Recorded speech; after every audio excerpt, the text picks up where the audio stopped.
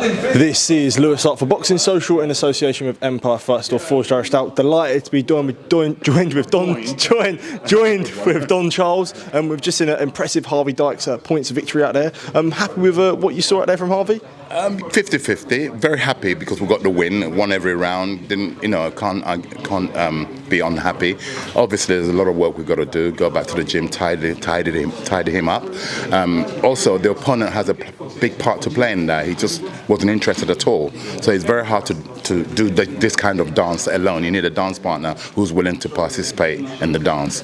Unfortunately, he wasn't. He didn't show no interest. It makes it not a very good spectacle for the audience. I was going to say, how difficult is that? Especially in Harvey's career so far, a lot of the sort of early fights are going to be learning fights in a game, and they aren't going to be guys who are going to be really willing to engage. So it's important that he shows his skills to sort of navigate around that, I guess. Most definitely, but when you're talking about the heavyweight division, so it only takes one shot. So obviously he was mindful of that. He was told to be mindful of it because all the guy was looking for all night to land a big right, and every big guy has that. Yeah. So you have to be mindful, irrespective of how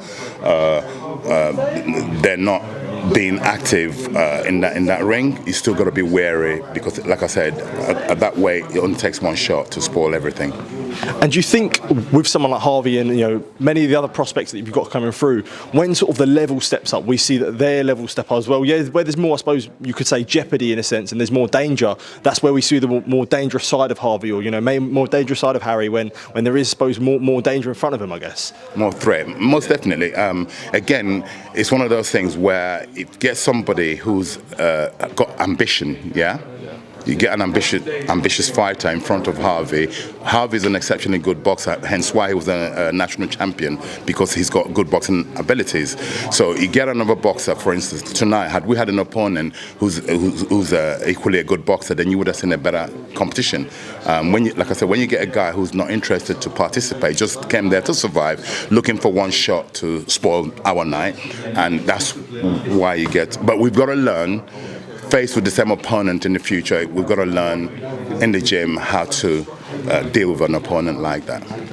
And when you have fighters like Harvey, you have experienced amateur backgrounds, and obviously Harry Armstrong as well, Daniel Dubois too. You've trained so many elite heavyweights, so many great heavyweights. So as to have guys who have just turned over in the pro game, good to sort of take the experience that you've got from the elite heavyweights that you've trained to now sort of the guys who are just coming through in the pro ranks. Yeah, obviously I've got a lot of experience, and it's my duty to guide these up-and-coming prospects to install in them what I have already installed in the previous heavyweights that you mentioned. Yeah. Absolutely. I did also want to ask what sort of about Harry Armstrong. I'm looking forward to sort of his development so far as a fully fledged heavyweight. Yeah, we came a bit of unstuck against his fight against Fisher, but we've regrouped.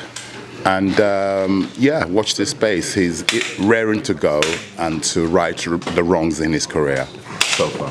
For sure. And Daniel Dubois, obviously we know there's news in here, potential news coming very, very soon for himself. So happy, I suppose, for 2024 with what could be happening with Daniel. Yeah, God is great. The universe is great. We've been presented with an unbelievable opportunity. I mean, you think of the journey. This will be our third fight together, and the fights that we've been presented with. I mean, come on, Usyk, Baby Miller. Now, you know who. You'll find out on Monday for sure.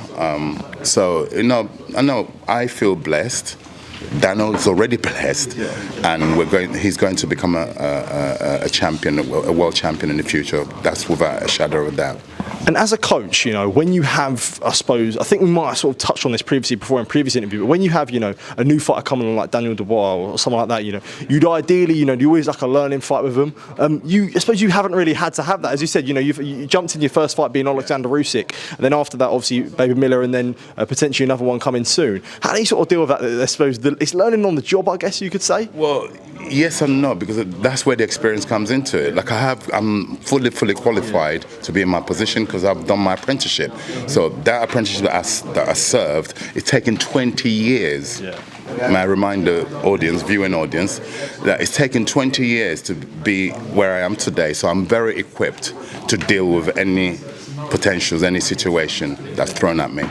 Absolutely. I did also want to sort of talk about the heavyweight division. We have a massive fight on May 18th.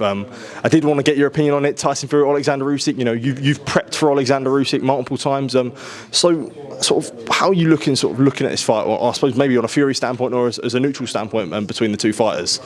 I've always alluded, even if I go back to previous interviews I've given to different networks 3 years ago, I've always alluded to the fact that Tyson Fury will always beat Oleksandr Usyk. Not because I got anything. People might say, oh, because of what happened in Poland.